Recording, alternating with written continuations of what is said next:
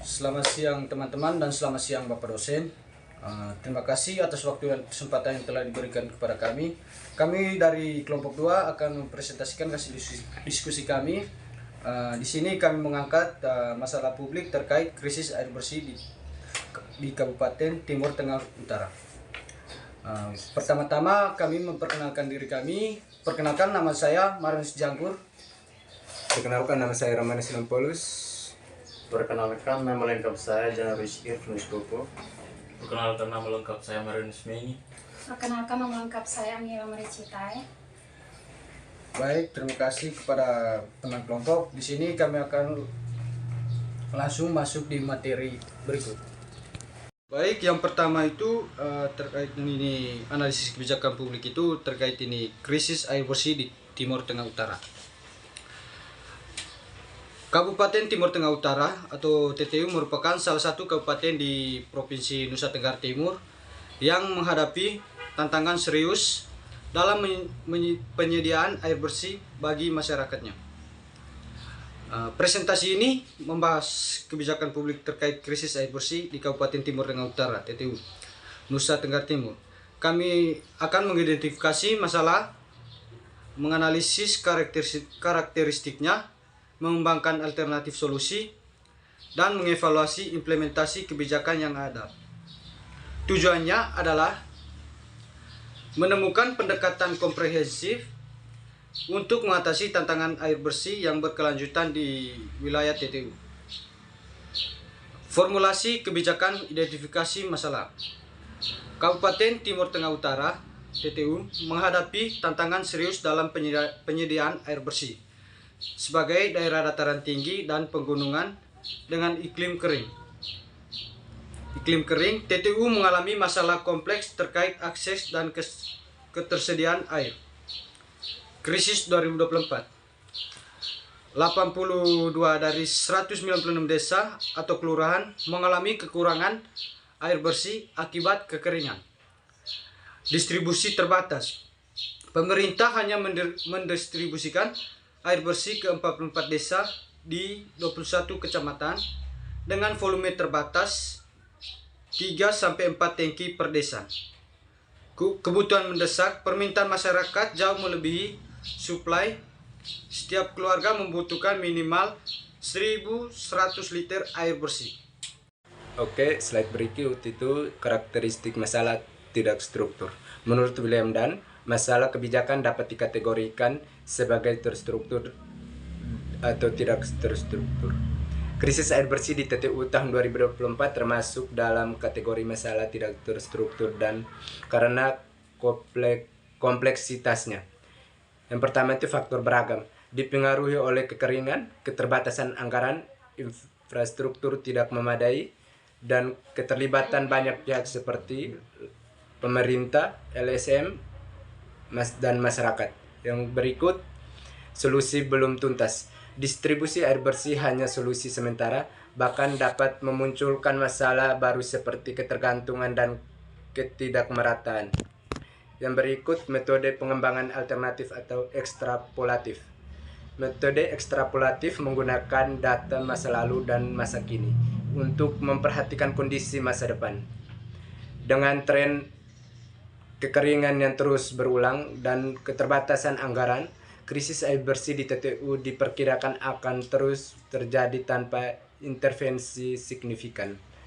Jika distribusi air bersih tetap terbatas, jumlah desa berdampak kemungkinan akan bertambah dan kebutuhan air masyarakat tidak akan terpenuhi secara memadai. Yang berikut, 6 metode pengembangan alternatif. Yang pertama, metode status quo. Krisis air bersih di TTU adalah masalah kronis dan berulang. 24 kecamatan mengalami krisis dengan warga yang harus berjalan hingga 3 km untuk air bersih. Ini bukan fenomena baru, melainkan masalah yang berkelanjutan selama bertahun-tahun. Yang berikut, tinjauan pustaka. Krisis air bersih di daerah tropis seperti NTT disebabkan oleh kombinasi faktor fisik, sosial, dan ekonomi. Kerusakan hutan dan aliran sungai, berkontribusi signifikan terhadap krisis air. Terdapat 4 faktor. Yang pertama, faktor lingkungan, seperti geografis, iklim kering, dan gradasi lahan. Yang berikut, faktor ekonomi. Keterbatasan dana infrastruktur. Yang ketiga, faktor sosial, seperti kesadaran konservasi air rendah. Yang keempat, faktor teknis, seperti sarana dan prasarana yang kurang memadai. Yang berikut, perbandingan dan survei cepat. Yang pertama, perbandingan dengan pengalaman nyata. Seperti di Desa Banuan, di TTU berhasil mengatasi krisis air bersih melalui sistem pompa air tenaga surya. Ini menunjukkan bahwa sosial teknologi dapat digunakan dengan cepat, efektif di daerah serupa. Yang berikut, metode survei cepat. Teknik radip announcement melalui observasi langsung, pemetaan sumber air, infrastruktur pada konsumsi.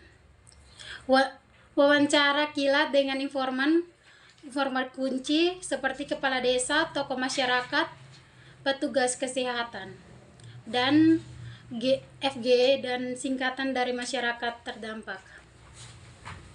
Penggunaan teknologi seperti aplikasi mobil, drone, dan GPS juga diterapkan untuk survei geografis dan pemetaan cepat.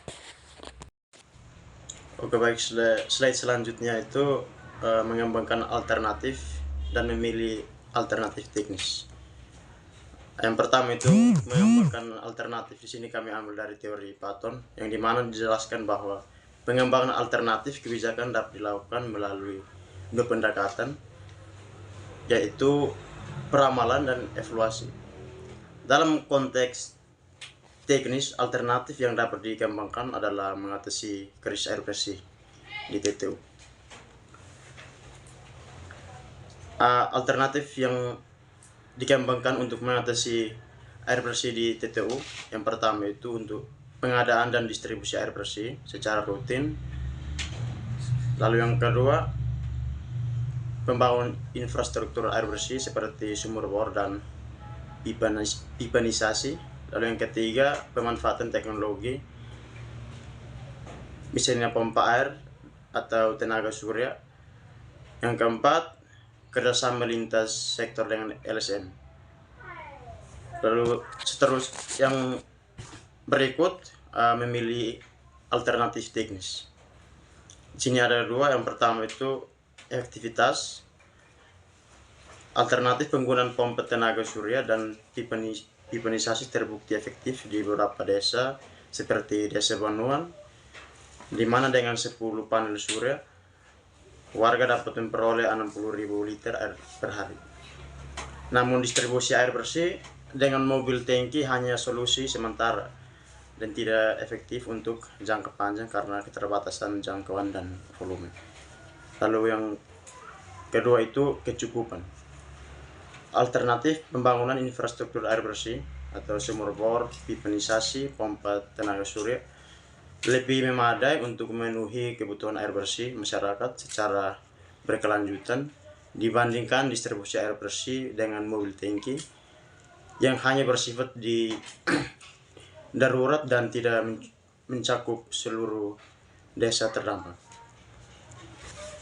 Yang berikut itu analisis dan model implementasi kebijakan.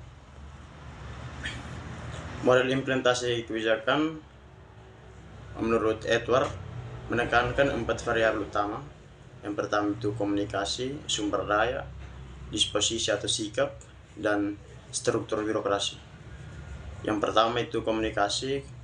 Di sini menjelaskan sosialisasi kebijakan distribusi air bersih sudah dilakukan, namun belum menjangkau seluruh masyarakat terdampak. Yang kedua itu sumber daya. Keterbatasan anggaran dan infrastruktur menjadi kendala utama. Lalu yang ketiga, disposisi atau sikap. Pemerintah daerah menunjukkan komitmen melalui penetapan status siaga darurat, namun perlu dukungan lebih lanjut dari semua pihak. Lalu yang terakhir itu struktur birokrasi. Koordinasi antara BPBD, pemerintah desa, dan LSM masih perlu ditingkatkan untuk efektivitas implementasi kebijakan. Yang berikutnya evaluasi. Evaluasi kebijakan air bersih dapat menggunakan 6 kriteria, yaitu efektivitas, efisiensi, kecukupan, pemerataan, responsivitas, dan ketetapan. Yang pertama, efektivitas. Distribusi air bersih belum sepenuhnya efektif karena masih banyak desa yang belum terjangkau. Yang kedua, efisiensi. Penggunaan mobil tangki kurang efisien untuk wilayah yang luas dan sulit dijangkau. Yang ketiga, kecukupan. Kebutuhan air bersih masyarakat masih belum terpenuhi secara memadai. Yang keempat, pemerataan. Bantuan air bersih belum merata ke seluruh desa terdampak. Yang kelima, responsivitas. Pemerintah telah memproses dan penetapan status siaga darurat dan distribusi air, namun masih perlu peningkatan. Yang keenam, ketetapan. Penyaluran air bersih sudah tepat sasaran pada desa yang paling membutuhkan, namun volume dan frekuensinya masih kurang. Yang terakhir, kesimpulan. Krisis air bersih di Kabupaten Timur Tengah Utara tahun 2024 merupakan masalah tidak terstruktur yang memerlukan solusi komprehensif dan berkelanjutan. Alternatif teknis seperti pembangunan infrastruktur air bersih berbasis energi terbarukan lebih efektif dan memadai dibandingkan distribusi air bersih darurat. Implementasi kebijakan harus memperhatikan komunikasi, sumber daya, sikap, dan struktur birokrasi, serta dievaluasi secara berkala menggunakan kriteria efektivitas, efisiensi, kecukupan, pemerataan, responsivitas, dan ketetapan. Dukungan lintas sektor dan inovasi teknologi sangat diperlukan untuk mengatasi krisis air bersih secara menyeluruh di Kabupaten Timur Tengah Utara. Sekian dan terima kasih.